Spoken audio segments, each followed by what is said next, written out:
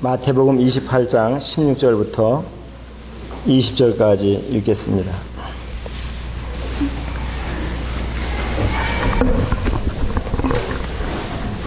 찾으셨죠? 네. 마태복음 28장 16절부터입니다. 11 제자가 갈릴리에 가서 예수의 명하시던 산에 이르러 예수를 비웃고 경배하나 오히려 의심하는 자도 있더라. 예수께서 나와 일러 가라사대 하늘과 땅의 모든 권세를 내게 주셨으니 그러므로 너희는 가서 모든 족속으로 제자를 삼아 아버지와 아들과 성령의 이름으로 세례를 주고 내가 너에게 분부한 모든 것을 가르쳐 지키게 하라. 볼지어다 내가 세상 끝날까지 너희와 항상 함께 있으리라 하시니라.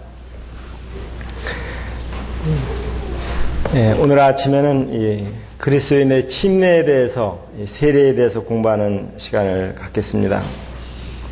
지금 읽은 말씀은 예수님께서 우리 죄를 위해서 십자가에 죽으셨다가 다시 부활하셔서 이제 승천하시기 전에 제자들을 모아놓고 마지막으로 명령하신 말씀입니다. 주님께서 신약교회에 주신 예식, 그 예식은 두 가지가 있습니다. 하나는 저희들이 오늘 공부하려고 하는 세례, 침례이고, 다른 하나는 저희들이 아침에 만찬, 그 떡과 잔을 나누면서 예배를 드렸는데 만찬 예식. 구약 시대 때는 여러 제사들과 또 절기가 있었습니다. 명절들이 있었습니다. 그런데 오늘날 신약 시대에는 하나님께서 주신 예식은 세례식과 만찬 예식, 이 두 가지밖에 없습니다. 성경에서 가르치는 것은. 그래서 오늘 아침에는 침례는 누가 받아야 되는가, 그리고 침례의 그런 의미는 무엇인가, 그리고 또 침례에 대해서 오해하고 있는 것들, 그리고 어떻게 침례를 받는 것인가, 또 왜 또 침례가 중요한가, 이것에 대해서 말씀을 드리겠습니다. 먼저 여기 침례를 누가 받아야 되느냐 하는 그에 대해서 말씀을 드리겠는데, 어떤 분들은 이 아이들이 세례를 받으면 하늘나라 갈 거라고 생각해서, 심지어는 믿지 않는 부모님들이 믿지 않는데 어린아이들을 세례를 받게 해달라고 교회에 데려오는 경우도 있다고 그럽니다. 성경에서는 여기 지금 우리 마태복음 28장에 읽은 말씀과 같이 그러므로 너희는 가서 모든 족속으로 제자를 삼아 아버지와 아들과 성령의 이름으로 세례를 주고, 여기 보면 세례를 받기 전에, 먼저 침례를 받기 전에 복음을 증거해서 제자를 삼을 것을 말씀했습니다. 먼저 예수님이 누구신지 알게 되고, 또 하나님께서 우리 죄를 위해서 어떤 일을 해주셨는지 그런 복음의 말씀을 듣게 됩니다. 그리고 나서 예수님을 마음에 받아들인 사람들이 이 세례를 받게 됩니다.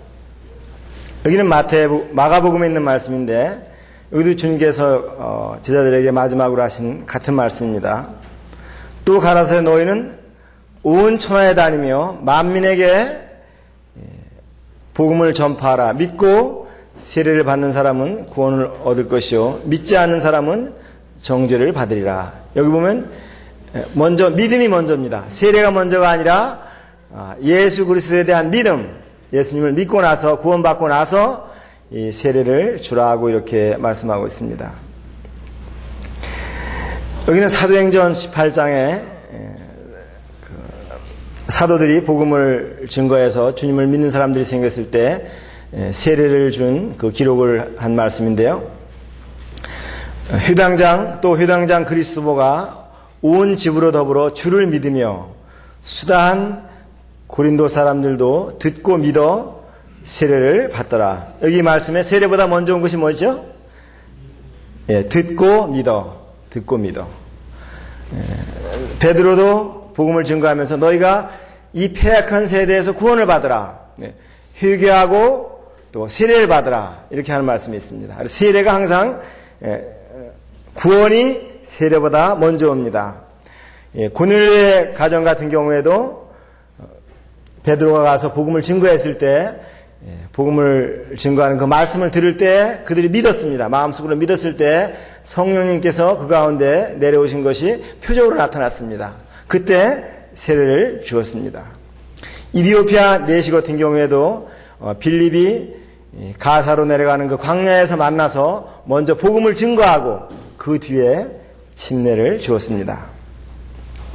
그 다음에는 요약하면 이렇습니다. 침례는 죄에서 돌이켜 예수님을 주와 구주로 믿는 사람들, 그러니까 구원받은 사람들이, 거듭난 사람들이 침례를 받아야 됩니다. 거듭나지 않은 사람들을 성경에서 침례를 줬다고 하는 그 말씀은 없습니다. 침례의 의미에 대해서 말씀을 드리겠는데요. 로마서 6장을 한번 펴시 보시기 바랍니다. 로마서 6장.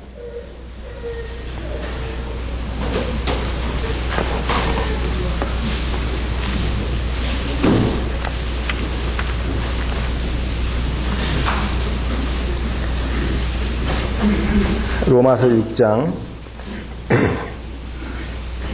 여기 앞에 있는 사진은 옛날 초기에 이 한강에서 침례를 받은 그런 그림이라고 합니다. 이런 그림 보시기 힘드실 거예요. 한강에서. 이 로마서 먼저 6장 6절부터 8절까지 제가 읽겠습니다. 성경 못 찾으신 분들은 앞에 화면을 보시면 되겠습니다. 우리가 알거니와 우리 옛사람이 예수와 함께 십자가에 못 박힌 것은 죄의 몸이 멸하여 다시는 우리가 죄에게 종노릇 하지 아니하려 함이니 이는 죽은 자가 죄에서 벗어나 의롭다 하심을 얻었음이니라. 만일 우리가 그리스도와 함께 죽었으면 또한 그와 함께 살 줄을 믿노니. 여기 말씀에 예수와 함께, 그리스도와 함께라는 말에 주의하시기 바랍니다. 여기 이제 골로새서 말씀인데요. 여기 말씀에도 보면 그러므로 너희가 그리스도와 함께 다시 살리심을 받았으면 위의 것을 찾으라. 거기는 그리스도께서 하나님 우편에 앉아 계시느니라. 위의 것을 생각하고 땅의 것을 생각지 말라. 이는 너희가 죽었고 너희 생명이 그리스도와 함께 하나님 안에 감추었습니다. 여기 보면 그리스도와 함께 여기는 다시 살리심을 받았다. 그렇게 말씀하고 있습니다. 너희가 그리스도와 함께 죽었고 그리스도와 함께 다시 살리심을 받았다. 이렇게 말씀되어 있습니다. 여기 에베소 2장 6절과 7절 말씀에는 허물로 죽은 우리를 그리스도와 함께 살리셨고 너희가 은혜로 구원을 얻은 것이라. 또 함께 일으키사 그리스도 예수 안에서 함께 하늘에 앉히시니.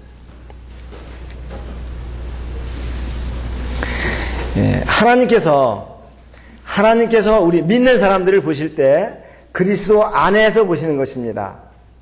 그래서 여기 제가 하나님은 믿는 자들을 그리스도와 동일시하신다 이렇게 써놨는데 예수님과 하나 된 것 같이 보신다 이 말입니다.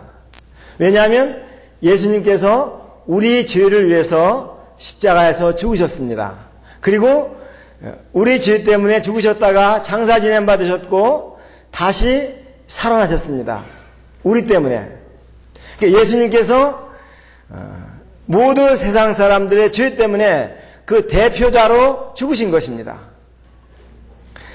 여러분들 지난 올림픽 때 우리나라 그 선수가 올림픽에서 메달 딴 적이 있죠?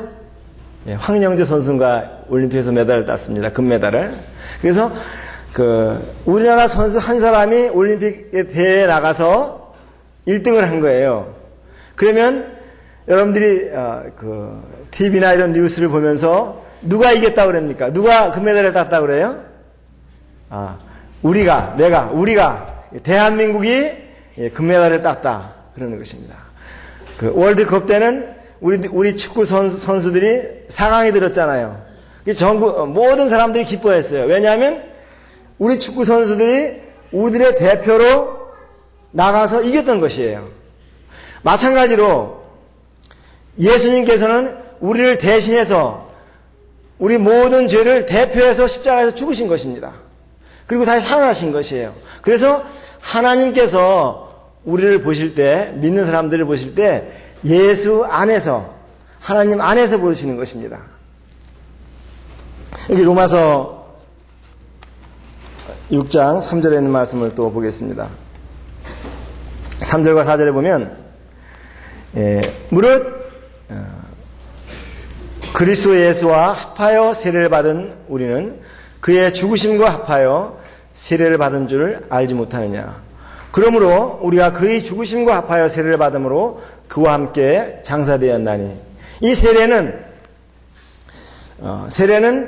믿는 사람들이 예수님과 함께 십자가에 죽었다가, 죄 때문에 죽었다가 장사 지냈다가 다시 살아나는 것을 그림으로 아주 잘 보여주는 것입니다. 여기 로마서 6장 5절에도 만일 우리가 그의 죽으심을 본받아 연합한 자가 되었으면 또한 그의 부활을 본받아 연합한 자가 되리라. 이 세례는, 다른 말로 침례는 우리 죄를 위해 죽으시고 또 장사되고 부활하신 주님과 우리가 하나가 되었다는 것을 이렇게 보여주는 것입니다. 무슨 말씀인지 이해하시겠어요? 예수님께서 십자가에 죽으실 때 믿는 우리도 죽었습니다. 또 예수님께서 장사 지낼 때 우리도 장사되었고, 또 예수님께서 우리를 의롭다 하시기 위해서 살아나실 때 우리도 다시 살아났습니다. 에베소, 조금 전에 본 에베소 2장 6절에 있는 말씀은 놀랍지 않습니까? 주님께서 우리를 그리스도와 함께 일으키시고 하나님 보좌 우편에 앉게 하셨다. 우리 믿는 사람들의 신분이 굉장히 높아졌습니다. 주님과 하나가 된 것입니다. 이 침례는 이렇게 믿는 사람들이 예수님과 함께 죽었고 장사 지냈고 다시 살아났다고 하는, 부활했다고 하는 것을 보여줍니다. 이 세례에 대해서 오해하고 있는 것들이 있습니다. 오해하고 있는 성경들을 한 두 구절만 말씀을 드리겠습니다. 어떤 사람들은 이 세례를 받으면 하나가 갈 것이라고 생각합니다. 어떤 사람들은 구원받았지만 또 세례받지 않으면 천국에 가지 못한다고 그럽니다. 또 어떤 분들은 또 세례를 또 이렇게 여러 번 줘야지 된다, 그렇게 생각하는 사람들도 있습니다. 첫 번째로 이 오해하고 있는 구절은 세례를 받아야 구원받는다고 생각하는 구절인데요. 요한복음 3장 5절부터 있는 8절의 말씀인데, 이 말씀은 예수님께서 니고데모가 찾아왔을 때 하신 말씀입니다. 제가 읽겠습니다. 예수께서 대답하시되 진실로 진실로 내게 이르노니 사람이 물과 성령으로 나지 아니하면 하나님 나라에 들어갈 수 없느니라. 육으로 난 것은 육이요 성령으로 난 것은 영이니 내가 네게 거듭나야 하겠다는 말을 기이 여기지 말라. 바람이 임으로 불매 내가 그 소리는 들어도 어디서 오며 어디로 가는지 알지 못하나니 성령으로 난 사람은 다 이러하니라.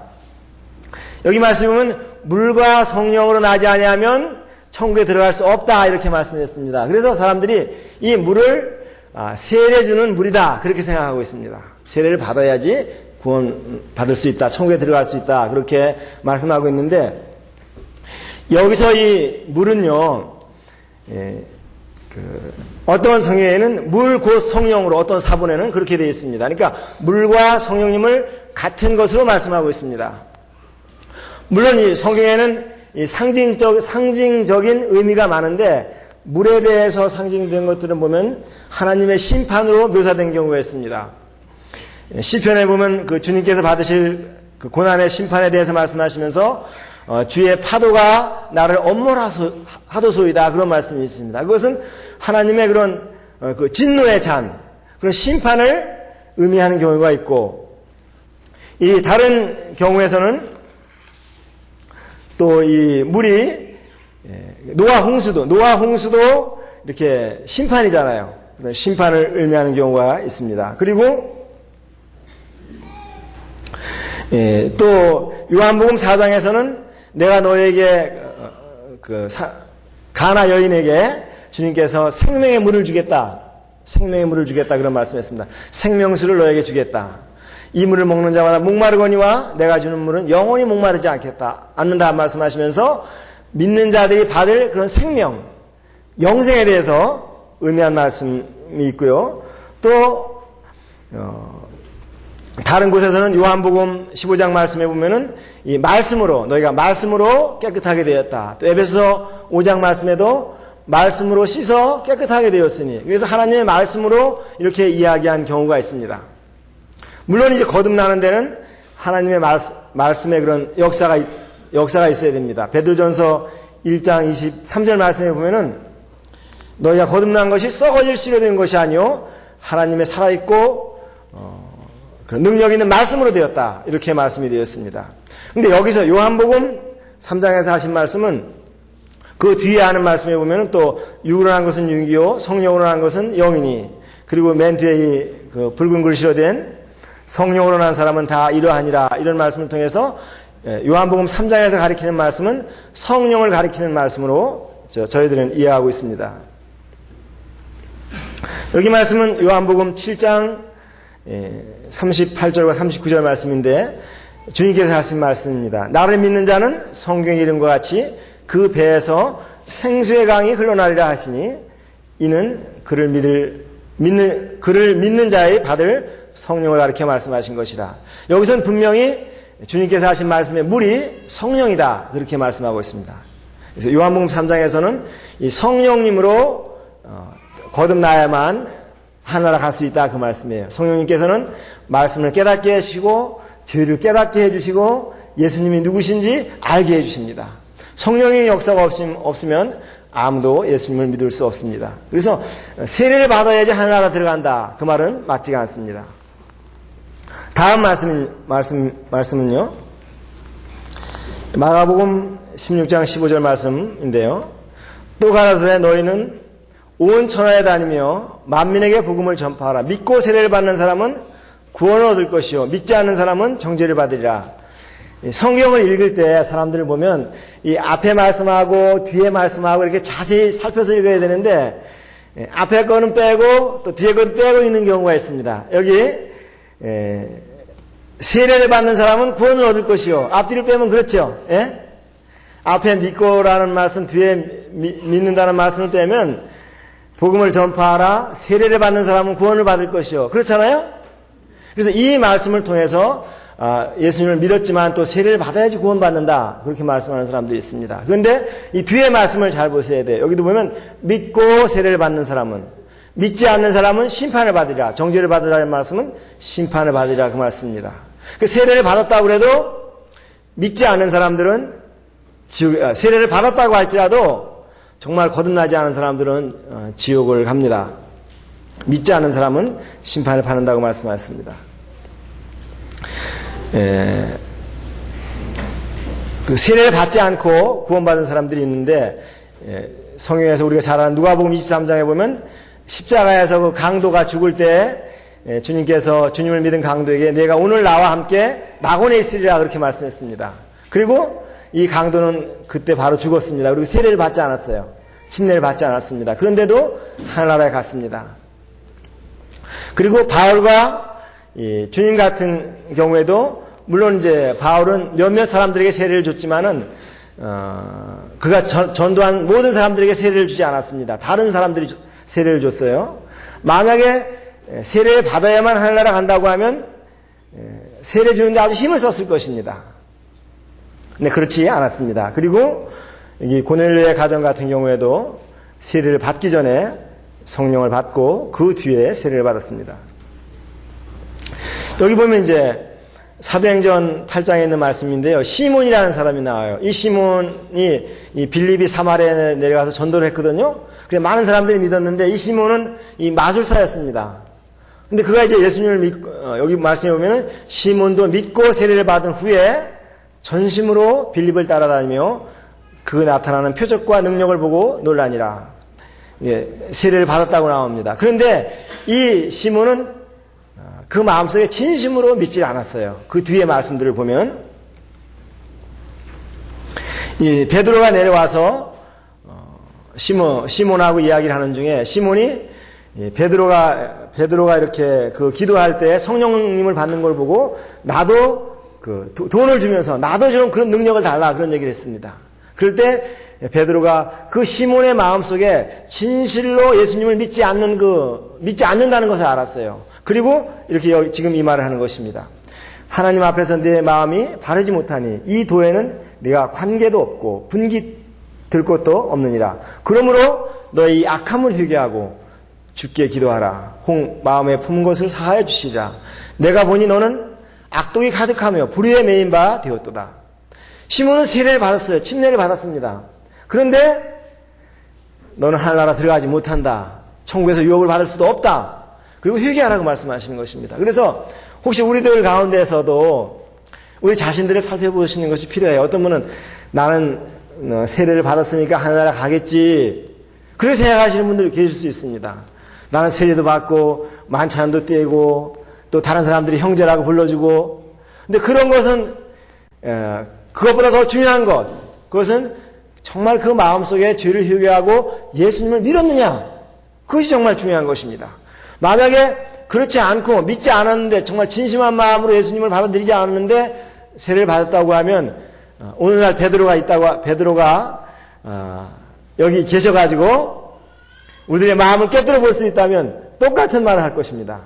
그러므로 너희 이 악함을 회개하고 주께 기도하라.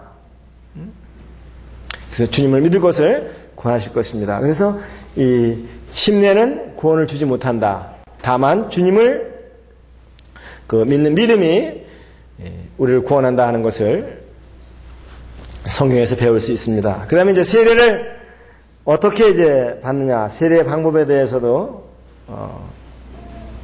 성경에 나와 있습니다.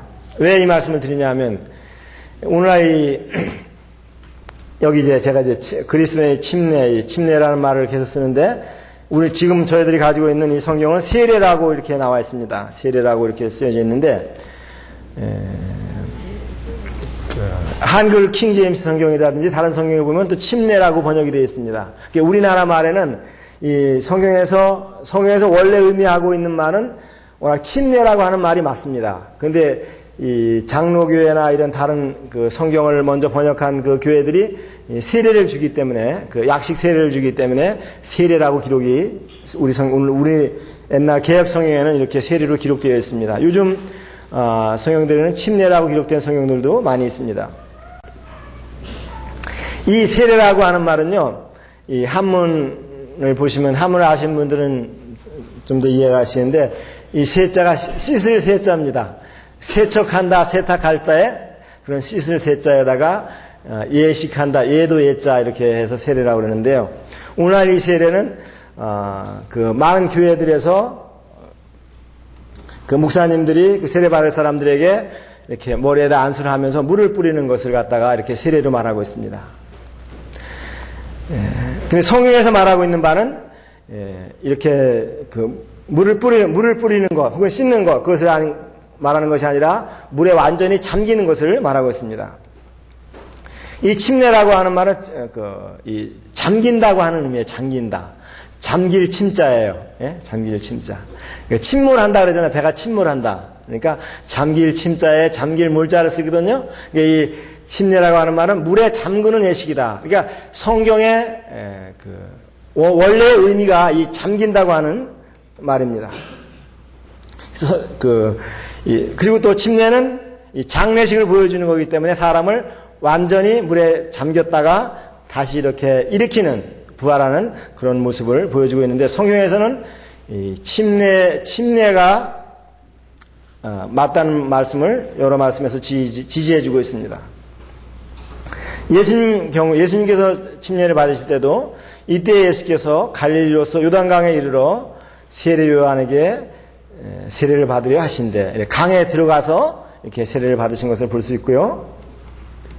그 다음 말씀은 사도행전에 보면 길 가다가 물 있는 곳에 이르러 내시가 말하되 보라 물이 있으니 네가 세례를 받음에 무슨 꺼리낌이 있느냐. 이에 명하여 병거를 머물고 빌립과 내시가 둘 다 물에 내려가서 빌립이 세례를 주고 우리나라 지금 저희들이 가지고 있는 개혁성경에는 세례라고 번역되어 있습니다만은 다 침례라고 하는 말이 맞습니다. 세례라고 읽으셔도 세례는 이 물에 잠기는 것이다. 물에 잠긴다는 의미입니다. 세례라는 그 말 의미가 원래 의미가 물에 잠긴다 하는 그런 의미가 있는데 이것은 바로 우리가 주님과 함께 십자가에 죽어서 장사 지냈다 하는 것을 잘 보여주고 있는 그림입니다. 그러면 이제 마지막으로 왜 침례가 중요한가에 대해서 말씀을 드리겠습니다. 제가 지금까지 이렇게 말씀을 드리면서 침례를 받지 않아도 하늘나라 가는데 왜 침례가 중요한가 하는 것입니다. 침례가. 이게 마태복음 28장 처음에 저희들이 읽은 말씀인데 보면요. 그러므로 너희는 가서 모든 족속으로 제자를 삼아 아버지와 아들과 성령의 이름으로 세례를 주고 내가 너에게 분부한 모든 것을 가르쳐 지키게 하라. 볼지어다 내가 세상 끝날까지 항상 너희와 함께 있으리라. 여기 말씀은 누가 말씀하신 거죠? 우리 예수님께서, 우리 주님께서 말씀하신 것입니다. 우리가 주님이라고 부르는, 하나님이라고 부르는 예수님께서 하신 말씀입니다. 주님께서 믿는 사람들에게 이 세례를 주라고 말씀하셨습니다. 그래서 이것은 세례는 믿는 사람들이 받아도 되고 안 받아도 되는 것이 아니라 주님의 명령입니다. 구원받은 사람들이 받아야 되는 명령이고 또한 첫 번째 순종입니다. 첫 번째. 오늘날은 이제 오늘 예수님을 믿었잖아요. 그러면 오늘 세례를 주지 않지요. 그렇지만 주님께서 계실 당시에는 그가 오늘 예수님을 믿었으면 그날로 세례를 줬어요. 그날로. 그 즉시로. 그래서 예수님께 대한 첫 번째 순종입니다. 하나님의 말씀에 대한. 그래서 중요한 것입니다. 예수님을 주님이라고 부르는 사람들이 주님의 말씀에 순종하지 않은 것은 예수님을 주님으로 인정하지 않는 것입니다. 그래서 초기의 그리스도인들은 예수님을 믿었다고 말하면서 세례를 받지 않는 사람들은 그리스도인으로 인정을 하지 않았습니다. 왜냐하면 그 당시에는 상당한 박해가 있었습니다. 그가 마음속으로 예수님을 믿는다고 이렇게 말할 수는 있지만은 다른 사람 앞에서 나는 이제 예수님의 제자가 됐습니다. 그것을 이제 공표하는 거예요. 그렇게 되면 그때부터 핍박이 온 것입니다. 그래서 진심으로 예수님을 믿지 않는 사람들은 침례를 받을 수가 없었습니다. 이 두 번째로 중요한 것은 마태복음 10장 32절과 33절에 보면 누구든지 사람 앞에서 나를 시인하면 나도 하늘에 계신 내 아버지 앞에서 저를 시인할 것이요 누구든지 사람 앞에서 나를 부인하면 나도 하늘에 계신 내 아버지 앞에서 저를 부인하리라. 주님께서 하신 말씀입니다. 침례 받는 것은, 세례 받는 것은 자기가 예수님을 믿는다고 하는 것을 첫 번째로 다른 사람들, 주님께 순종하는 것이며 또한 다른 사람들에게 자기가 그리스도인인 것을 나타내는 거예요. 공적인 고백이 되는 것입니다. 그래서 중요한 것입니다. 하나님, 여기 말씀에 보면은 누구든지 사람 앞에서 나를 시인하면 내가 믿는다고 하는 것을 나타내면 나도 하늘에 계신 내 아버지 앞에서 저를 시인할 것이요. 만약에 부인하면 나도 부인하겠다. 그렇게 말씀했습니다. 그래서 진실로 주님을 믿는 사람들은 모든 사람들 앞에서 자기 자신을 믿는다고 하는 것을 고백하는 것입니다. 물론 우리가 하나님 앞에서만 아니라 또한 안 믿는 사람들 앞에서도 이제 그 세례를 받음으로, 침례를 받음으로 나는 이제 주님의 제자가 됐다 하는 것을 이렇게 보여줍니다. 고린도전서 15장 말씀에 보면은 이런 말씀이 있습니다. 고린도전서 15장 말씀에 보면은 만일 죽은 자들이 도무지 살지 못하면 죽는 자들을 위하여 세례받는 자들이 무엇을 하겠느냐? 어찌하여 저희를 위하여 세례를 받느냐? 어찌하여 우리가 때마다 위험을 무릅쓰리요? 어떤 경우에는 이 세례를 받잖아요. 세례를 받고 물에서 올라오자마자 순교를 당하는 경우가 있었습니다. 초대 교회 시대 때에는 많은 믿는 사람들이 사자밥이 되기도 하고 불에 태워서 죽임을 받기도 했습니다. 심한 그 핍박을 받았습니다. 그런데 그것은 자기가 예수님을 믿는다고 공적으로 고백할 때부터 그런 일이 핍박이 있던 거예요. 그래서 이 세례는 믿지 않는 사람들에게도 우리 안 믿는 가족들이나 친구들에게도 자기가 침례를 받음으로 우리가 공적으로 나는 주님의 제자가 됐다. 주님을 믿는 구원받은 사람이 됐다고 하는 것을, 그리스도인이 됐다고 하는 것을 공적으로 이렇게 표하는 것입니다. 그래서 침례가 굉장히 중요한 것입니다. 주님께 대한 첫 번째 순종이고 또한 모든 사람들 앞에서 자기가 믿는 하나님에 대해서 이렇게 증거하는 것이 됩니다. 요한복음 14장 21절 말씀인데 우리 다 같이 한번 읽어보겠습니다. 시작. 나의 계명을 가지고 지키는 자라야 나를 사랑하는 자니 나를 사랑하는 자는 내 아버지께 사랑을 받을 것이요 나도 그를 사랑하여 그에게 나를 진심으로 주님을 사랑하는 자는 주님의 말씀을 순종하는 사람들입니다. 그래서 이 구원받은 사람들은 이 침례에 순종해서 주님을 증거하고 주님의 이런 제자로서의 삶을 사는 것을 하나님께서 원하십니다. 그리고 이 침례 받은 자의 삶, 침례에 대해서 가장 잘 나타내 주는 말씀은 갈라디아서 2장 20절 말씀입니다. 여기 이 말씀도 한번 다 같이 읽어보겠습니다. 시작. 내가 그리스도와 함께 십자가에 못 박혔나니 그런즉 이제는 내가 산 것이 아니요 오직 내 안에 그리스도께서 사신 것이라. 이제 내가 육체 가운데 사는 것은 나를 사랑하사 나를 위하여 자기 몸을 버리신 하나님의 아들을 믿는 믿음 안에. 하나님께서 보실 때 우리를 예수 안에서, 그리스도 안에서 보십니다. 이것은 이 진리를 안다고 하는 것은 정말 기쁘고 우리 마음을 충만하게 하는 것입니다. 골로새서 2장 10절 말씀에 보면 너희가 그 안에서 충만해졌으니 또 너희를 그리스도와 함께 하늘의 보좌에 앉히셨으니 하나님께서 우리를 그리스도와 동일하게 하나 된 것으로, 연합된 것으로 본다고 하는 것입니다. 내가 그리스도와 함께 십자가에 못 박혔나니 예수님의 죽으심이 바로 나의 죽으시며 예수님께서 부활하심이 바로 내가 살아난 것이며 예수님께서 하나님 보좌 우편에 가신 것이 바로 내가 간 것입니다. 그런데 이 세례는 이 그림을 이 사실을 아주 잘 나타내 보여주는 그림입니다. 물속에 들어갈 때 우리가 주님과 함께 죽었다고 하는 것을 보여주고 나올 때 우리가 주님과 함께 다시 살아났다고 하는 것을 보여주는 것입니다.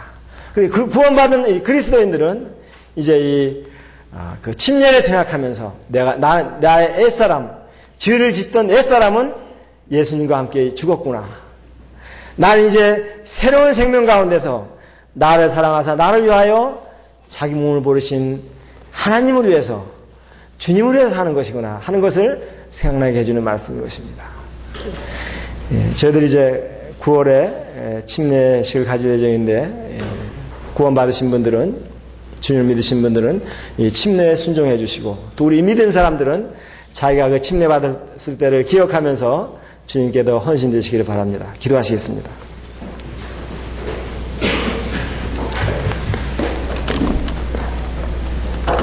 아버지 하나님, 저희를 주님의 은혜로 또 주님의 피로 구원해 주셔서 이렇게 하나님의 자녀로 삼아주신 것을 인해서 감사를 드립니다. 무엇보다도 저희 마음이 기쁨과 감사함으로 넘치는 것은 하나님께서 우리를 주님과 똑같이 보시고 주님과 함께 죽고 다시 살고 주님의 보좌 우편에 앉으신 것으로 보신다고 하는 놀라운 진리에 대해서 감사를 드립니다. 우리가 주님께 순종하게 해주시고 또 계속해서 주님께 복종하고 영광 돌리는 삶을 살 수 있게 해주세요. 아버지 하나님의 은혜를 감사드립니다. 예수님의 이름으로 기도했습니다. 아멘. 네, 감사합니다.